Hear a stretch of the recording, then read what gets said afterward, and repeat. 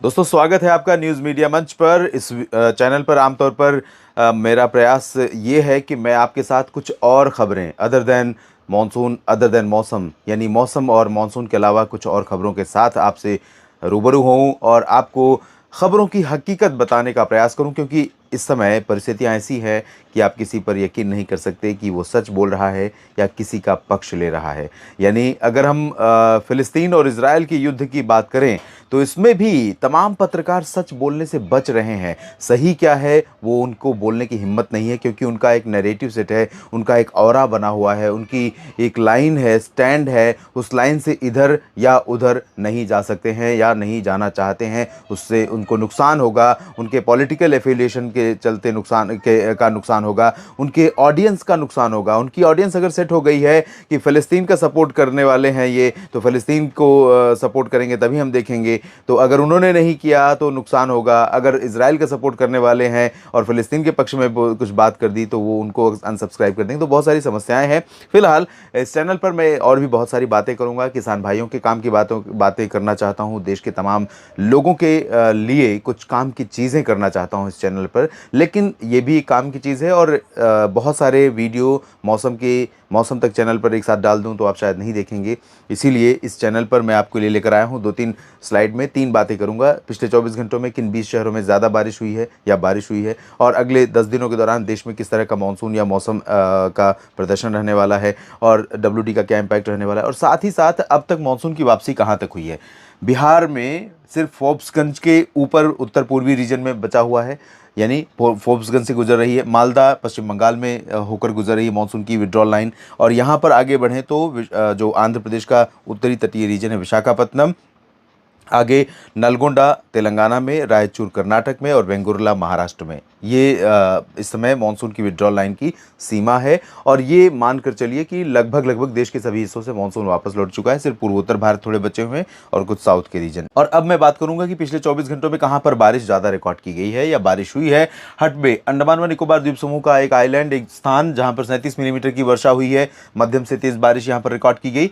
अब धीरे धीरे बारिश के आंकड़े इसी तरह से कम जगहों पर रिकॉर्ड किए जाएंगे। सिर्फ 30 शहरों में बारिश हुई है, इसलिए मैंने 20 शहरों का डेटा आपको दिखा। 30 से भी कम है। अगरतला में 30, मिनिकॉय में 23, तिरुवनंतपुरम में 23, अरियालूर में 16 मिलीमीटर हुई है।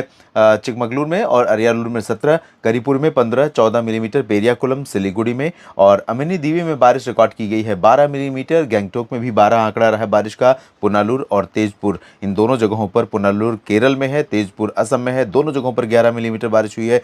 कार निकोबार में, अंडमान निकोबार में 9 मिलीमीटर, लुमडिंग में 9 मिलीमीटर, ननकावरी में 8 मिलीमीटर की बारिश हुई है। और 7 मिलीमीटर बारिश का आंकड़ा रहा इरोड में, कोझिकोड में 6 और सेलम, त्रिशूर, इन जगहों पर भी 6 मिलीमीटर बारिश हुई है। चिंता मत करिए, ये जो जगहें हैं यहाँ पर बारिश के आंकड़े जल्दी ही बढ़ने वाले हैं, क्योंकि यहाँ पर नॉर्थ ईस्ट मानसून दस्तक देने वाला है। फिलहाल ये स्थिति है। नॉर्थ ईस्ट मानसून के लिए माना जाता है कि 20 अक्टूबर से शुरू हो जाता है। 20 अक्टूबर से लेकर 31 दिसंबर तक नॉर्थ ईस्ट मानसून का प्रभाव हमें दक्षिण भारत के क्षेत्रों में देखने को मिलता है। फिलहाल वर्तमान समय में उत्तर भारत के पास एक पश्चिमी विक्षोभ पहुंच चुका है, जिसका असर लगभग 17 अक्टूबर तक रहने वाला है।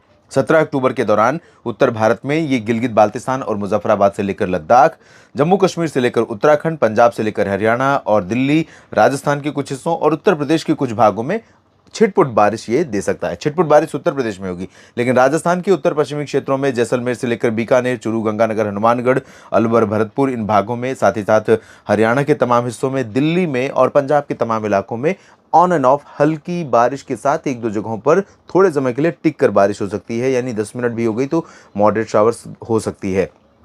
लेकिन पॉसिबिलिटी मॉडरेट शावर की बहुत कम है अभी, क्योंकि ये सिस्टम काफ़ी प्रभावशाली है, काफ़ी समय टिकने वाला है। लगातार कंटिन्यू हवाएं आती रहेंगी पश्चिमी दिशा से, और इन हवाओं का असर उत्तर भारत के पहाड़ों पर दिखता भी रहेगा। लेकिन जो सर्कुलेशन है वो बहुत ज़्यादा स्ट्रॉन्ग नहीं है। सर्कुलेशन अगर प्रभावशाली होता तो अरब सागर से नमी चुरा कर ले आता और यहाँ पर जमकर बारिश देता, लेकिन अभी वो स्थिति नहीं आई है। आने वाले दिनों में इस तरह की स्थितियाँ देखने को मिल सकती हैं। जब ये सिस्टम यहाँ पर होगा उस दौरान उत्तर पश्चिमी दिशा की शुष्क और ठंडी हवाओं हवाओं का असर उत्तर भारत के मैदानी इलाकों में, पूर्वी भारत में बिहार, झारखंड, पश्चिम बंगाल और उड़ीसा, छत्तीसगढ़, मध्य प्रदेश, महाराष्ट्र, गुजरात, इन सभी भागों में इन हवाओं का असर बिल्कुल नहीं रहेगा। इसकी वजह से दिन और रात के तापमान एबव नॉर्मल रिकॉर्ड किए जाएंगे ज़्यादातर जगहों पर। लेकिन जब ये सिस्टम निकल जाएगा 17-18 अक्टूबर के आसपास, उसके बाद थोड़ा सा मौसम ठंडा होना शुरू होगा।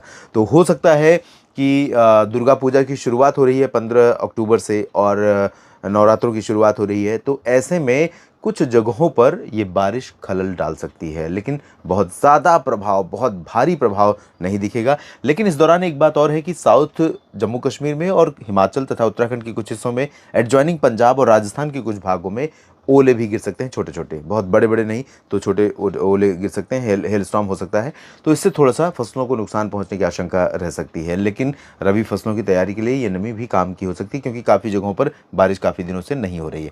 इधर पूर्वोत्तर में ऑन एंड ऑफ बारिश होती रहेगी, लेकिन बहुत कम हो गई है बारिश और बहुत कम होती चली जाएगी। तो इंटेंसिटी वाइज देखें तो बहुत ज़्यादा बारिश होने की संभावना नहीं है। बिहार, झारखंड, पश्चिम बंगाल और उड़ीसा, छत्तीसगढ़, मध्य प्रदेश, महाराष्ट्र, गुजरात के अधिकांश भागों में ड्राई वेदर रहेगा। गुजरात में छिटपुट बारिश हो सकती है। इसके बाद साउथ की तरफ चलेंगे तो यहाँ पर मुंबई के नीचे थोड़ा सा महाराष्ट्र में तटों पर बारिश की संभावना है। गोवा में बारिश हो सकती है और अहमदनगर कोल्हापुर, सोलापुर समेत ये सांगली, सतारा का रीजन है साउथ मध्य महाराष्ट्र का। और इसके साथ साथ कर्नाटक के रीजन में कई जगहों पर बारिश होने की संभावनाएं हैं।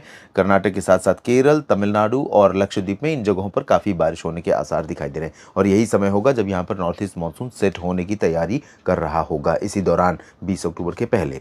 फिलहाल इस बुलेटिन में इतना ही। जुड़े रहिए न्यूज़ मीडिया मंच और मौसम तक चैनल के साथ। जानकारियाँ कैसी लगती हैं, अगर आपके काम की हैं, उपयोगी हैं, ठीक लगती हैं तो लाइक और शेयर कीजिए। और चैनल को सब्सक्राइब नहीं किया तो सबसे पहले चैनल को सब्सक्राइब कर लीजिए। आप सभी का इस तरह से लगातार जुड़े रहने के लिए, लगातार सकारात्मक कमेंट करने के लिए और मुझे प्रोत्साहित करने के लिए बहुत बहुत शुक्रिया। दिल से लगातार बने रहिएगा मेरे साथ। धन्यवाद।